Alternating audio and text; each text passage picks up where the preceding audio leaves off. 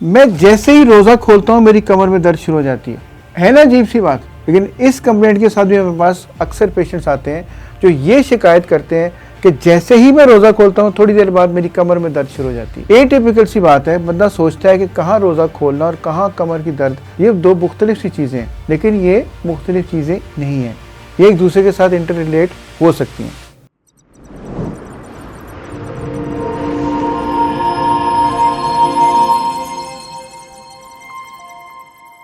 मेरा नाम है डॉक्टर शहजाद करीम, मैं हूं आपका लाइफ हेल्थ कोच।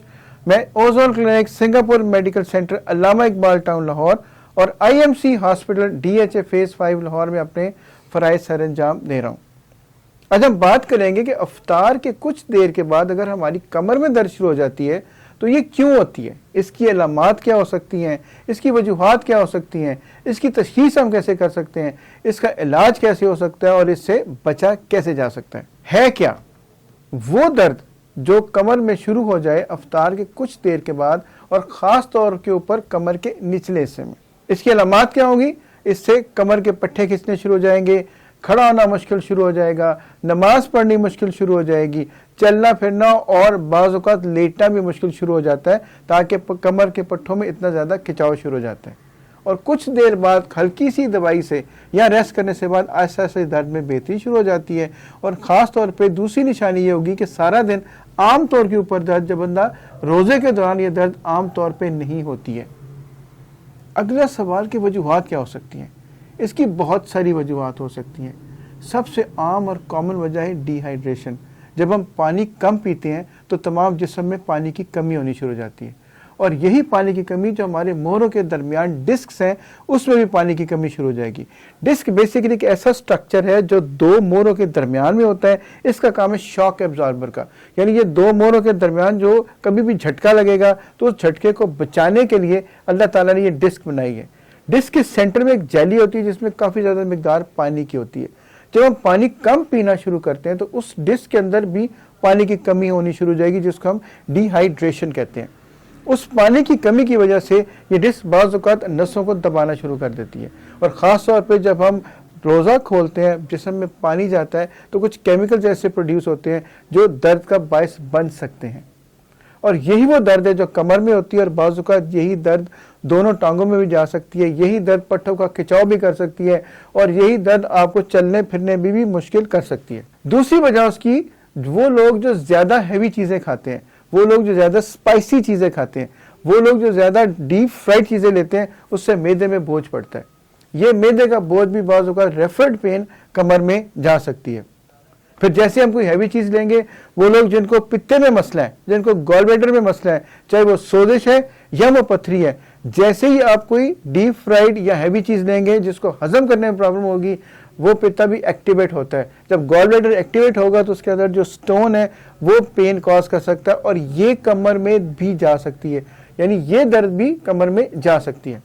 फिर एक लबलबा होता है, उस लबलबे में भी अगर सोजिश हो तो वो भी कमर में जा सकती है, और वो बिल्कुल कमर में के बिल्कुल ऐसे लगेगा जैसे यहाँ से बिल्कुल पीछे सीधी कमर में चली गई है, तो ये भी दर्द का बायस बन सकती है। फिर ब्लड प्रेशर की कमी, फिर शुगर की कमी, बाज़ औक़ात डिहाइड्रेशन, पानी की कमी भी इटसेल्फ भी पट्टों के खिंचाव या कमर के दर्द का बायस बन सकती है। लेकिन अगर हम पानी पीते रहेंगे तो कुछ अरसे बाद ये दर्द ठीक भी हो सकती है। अब इसकी तशख़ीस कैसे करते हैं?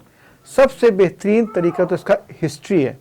आप पूछेंगे कि जब आप सारा दिन दर्द नहीं हुई, लेकिन जैसे ही आपने खाना खाया, कोई चीज़ ली तो कमर में दर्द शुरू होगी, हम अल्ट्रासाउंड करके देख सकते हैं कि कहीं पित्ते में पथरी तो नहीं है, पित्ते में सोजिश तो नहीं है, लबलबे में सोजिश तो नहीं है, या कोई और मसला तो नहीं है जो कि दर्द का बायस बन सकता है। उसके बाद हम एमआरआई करके दे सकते हैं, सीटी स्कैन करके दे सकते हैं अगर हमें डायग्नोसिस ना हो रहा हो।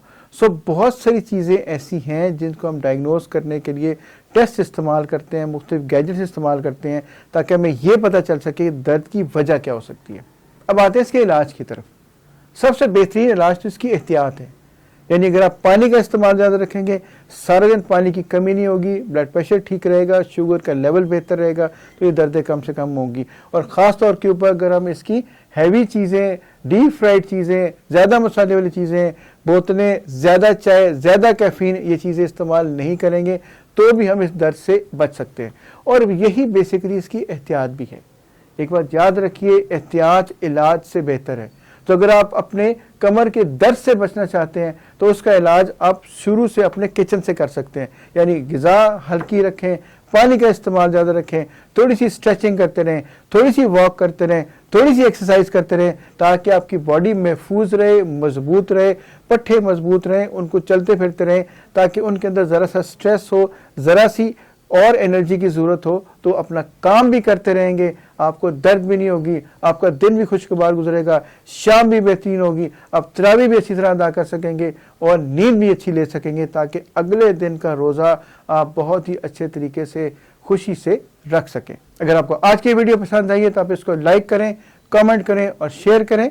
हमारे चैनल को सब्सक्राइब करें और बेल आइकॉन को प्रेस करें ताकि आपको आने वाली वीडियोस के नोटिफिकेशंस टाइम पे मिलते रहें।